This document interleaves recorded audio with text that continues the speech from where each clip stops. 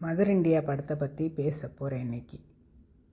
Mother India படம் கண்டிப்பாக 40+, 50+, 60+, 70+, 80+ எல்லோரும் பார்த்துருப்பாங்க கண்டிப்பாக இந்த படம்.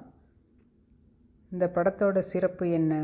துலாபாரத்துக்கு ஆப்போசிட்டு 2 குழந்தைங்க, ஆக்சுவலாக 3 குழந்தைங்க, ஒரு குழந்தை வெள்ளத்தில் இறந்து போயிடும். மாமியார் பயங்கர சப்போர்ட்டு. அதாவது இந்த படத்தில் நடித்த நர்கீஸ் சுனில் தத்தோட ஒய்ஃபு, சஞ்சய் தத்தோட மதர். அதுக்கப்புறம் ரொம்ப நாள் அவளை மதர் இண்டியா அப்படின்னு கூப்பிடுற அளவுக்கு, இந்தியாவோட மதர் அப்படிங்கிற அளவுக்கு அவளுக்கு ஒரு நல்ல பேர் நர்கீஸ்க்கு இந்த படத்தில். இதே படம் தமிழில் ஏதோ என்னமோ வாணிஸ்ரீ வச்சு வந்தது. அதை நான் பார்க்கக்கூட விரும்பலை அந்த படத்தை. ஏன்னா அது ஒரிஜினல் தான். இந்த படத்தில் ராஜ்குமார் இருக்கான், ஒரு யங் ஹீரோவாக ராஜேந்திர குமார் இருப்பான், பையனா நர்கீஸ்க்கு. சுனில் தத்து நர்கீஸோட பையன். இது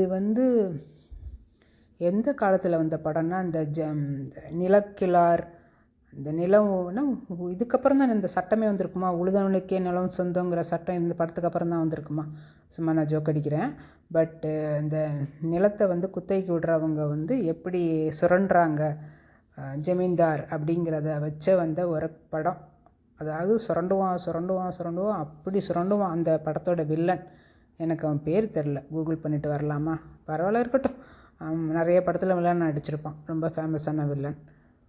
இந்த 4 மெயின் கேரக்டர் தான் எனக்கு பேர் ஞாபகம் இருக்குது. கும்னு இருக்கா, அவள் அவ்வளோ க்யூட்டாக இருப்பாள். அவள் மருமகள் அவள்லாம். இந்த மருமகள் மாமியார் அதை பற்றிய கதையே கிடையாது. இது ஒரு ஜமீன்தார்கிட்ட பணத்திலலாம் அவ்வளோ உழைக்கிறார் நர்கீஸ். அவங்க கொஞ்சோண்டு பணம் கடன், இப்போ எப்படி ஒரு 10,000 கடன் வாங்கினா அது எப்படி 10 லட்சம் ஆகிற மாதிரி கடன் போய்கிட்டே இருக்கும், வட்டிக்கு மேலே வட்டி போயிட்டே இருக்கும். அதனால் உழைத்து கிட்டத்தட்ட 40 இயர்ஸாக அவனுக்கு அந்த நிலத்தையும் இதையும் கொடுத்துக்கிட்டே இருப்பாள். கடன் முடியவே முடியாது. இதில் ரொம்ப இவனும் படிச்சிருக்க மாட்டான், சுனில் தத்தும். அதனால் ஒரு ஸ்டேஜுக்கு அப்புறம் வெறுத்து போய் டாக்குவாக மாறிடுவான், இந்த கொள்ளைக்காரனாக மாறிடுவான். சுனில் தத்து வீட்டை விட்டு ஓடி போயிடுவான். அதுக்கப்புறம் என்ன கதை, அந்த வில்லனுக்கு ஒரு பொண்ணு இருப்பாள், இவனை சீண்டிக்கிட்டே இருப்பாள், இரிட்டேட் பண்ணிக்கிட்டே இருப்பாள். அதுக்கப்புறம் அவளை ஒரு ஸ்டேஜுக்கு அப்புறம் தூக்கிட்டு போயிடுவான் பழி வாங்குறதுக்காக. அப்போது அவள் என்ன பண்ணுறா, மதர் இண்டியா நம்ம நர்கீஸ். அதான் படத்தோட கிளைமேக்ஸு. ரொம்ப நல்ல படம். பாட்டு தான், இந்த பாட்டெல்லாம் இப்போ தமிழ் பாட்டெல்லாம் அப்படி உடனே எனக்கு பாட்டு வரும்ல, வரிகள்லாம். அந்த மாதிரி ஹிந்தி பாட்டு கண்டிப்பாக நாம் ஒரு துனியாமே நான் ஜீனா படேகா செகரு பீனா படேகா. இந்த உலகத்தை வாழணும்னா விஷத்தை குடிச்சு தான் ஆகணும் அப்படிங்கிற மாதிரி, வாழ்க்கையை வாழ்ந்து தான் ஆகணும் அப்படிங்கிற மாதிரி ஒரு தீமில் அந்த ஒரு பாட்டு தான் எனக்கு உடனே ஞாபகம் வருது. மற்ற பாட்டு எல்லாம் நல்ல பாட்டு, ஆனால் உடனே தமிழ் மாதிரி வராதில்ல ஃப்ளூயன்சி நமக்கு அந்த பாட்டெல்லாம். படம் ரொம்ப நல்ல படம். அப்புறம் இன்றைக்கி என்ன, இந்த படத்தை பற்றி சொல்லும் போது, ஆஸ்திரேலியாவிலேருந்து ஒரு லேடி இங்கே வந்திருக்காங்க கனடாவுக்கு. அவங்கள நல்லா 2 நாளாக எனக்கு அவ்வளோ பழக்கமே இல்லை, இருந்தாலும் அவ்வளோ சுற்றி காமிச்சேன். பழக்கமே இல்லாத ஒருத்தரோட உட்காந்து 4-5 ஹவர்ஸ் எல்லாம் சும்மா ரோட்டில் முந்தானத்து பார்த்தேன். இங்கே போகணும் அங்கே போகணுன்னாங்க. அப்படியா, போங்க வாங்கன்னு எல்லா இடமும் கொண்டு போய் காமிச்சேன். டேவி ஸ்ட்ரீட் போகிறோம், அங்கே போகிறோம், இங்கே போகிறோம், ஷாப்பிங் மால் கொண்டு போய் காமிக்கிறேன், கடையெல்லாம் காமிக்கிறேன். அப்புறம் முந்தானத்து கிரான்வில் ஐலாண்ட் போனோம், போட் ரைடு காமிச்சேன். நேற்று ஃபோன் பண்ணாங்களா, எனக்கு ஆக்சுவலாக என்னால் போக முடியலை. ஒரே ஒரு உண்மையை சொல்லிட்டா எவ்வளோ ஈஸி தெரியுமா? எனக்கு அவங்க ஏதாவது கூப்பிட்டு போக முடியாமல் போயிடுமோங்கிற இதில் வெளியூருக்கு போகிறேன்னு ஏதோ ஒரு டுப்பை விட்டுட்டு அவங்க கூப்பிடக்கூட இல்லை. இந்தியன் ஸ்டோரி எப்படி போகணுன்னு கேட்டாங்க. எல்லா விதமான டைரக்ஷனும் சொல்லிட்டேன். அதோடு விட்டுருக்கலாம். அவங்க வேறு ஒன்றுமே கேட்கல. ஏதோ நானே முந்திரிக்கட்ட மாதிரி நான் விக்டோரியா போகிறேன் அப்படி. விக்டோரியா நான் நினச்சா போவேன் தான், அது உண்மை, ஒரு வகையில் உண்மை கூட தான். விக்டோரியா நினச்சா நான் கிளம்பிடுவேன். திடீர்னு பிளான்லாம் பண்ண தேவையில்லைங்க, ஒரு ஃபெரியில் ஏறினா விக்டோரியா ஐலாண்டுக்கு போயிடலாம்.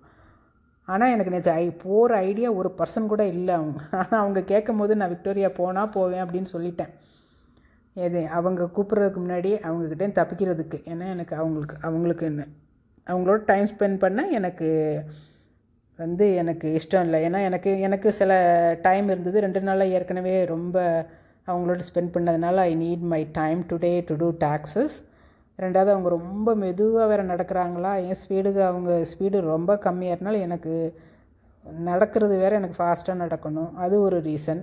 எப்படியோ தட்டி கழிச்சிட்டேன். ரொம்ப பொய் சொல்கிறது மகாத்மா காந்தி மாதிரி உண்மையை சொல்லிக்கிட்டு இருந்தேன்னா வாயை திறந்தால் பொய்யா வருது. இன்றைக்கி இந்த ஸ்டீம் கிளாக்கு நிறைய இன்றைக்கி ஷார்ட்ஸ் போட்டிருக்கேன். ஸ்டீம் கிளாக்கு எல்லாம் போட்டுட்டு லைப்ரரிக்கு ஒரு புக்கை ரிட்டர்ன் பண்ணலாம் அப்படின்னு போனால் லைப்ரரியில் இருப்பாங்கன்னு நினச்சி பார்த்தேன்னா லைப்ரரியில் பின்னாடியிலேருந்து கூப்பிட்டோன்னே எனக்கு ரொம்ப ஷேமாக போச்சு. என் பையன்கிட்ட சொன்னால் ஐயய்யா உன்னை பற்றி அவங்க எப்படி நினைப்பாங்கன்னு. அதுதான் என் ஃப்ரெண்டுக்கிட்ட சொன்னால் இதெல்லாம் ஏங்க மக்கள் ரொம்ப ஈஸியாக எடுத்துக்கிறாங்கல்ல, இதெல்லாம் ஏங்க போட்டு மண்டையை உடச்சிக்கிட்டு, அதான் நீங்கள் போனால் போவேன்னு சொன்னீங்கல்ல அப்படிங்கிறாங்க. ஆனால் எவ்வளோ சர்வசாதாரணமாக அவங்க சொல்லிட்டு விட்டுறாங்க. எனக்கு அப்படியே மண்டையை குடையுது. எவ்வளோ நல்ல பேர் அவங்களுக்கு என் மேலே நல்ல ஒரு மரியாதை இருந்திருக்கும். அவங்க அடுத்த வாரம் ஆஸ்திரேலியா போகிறாங்க.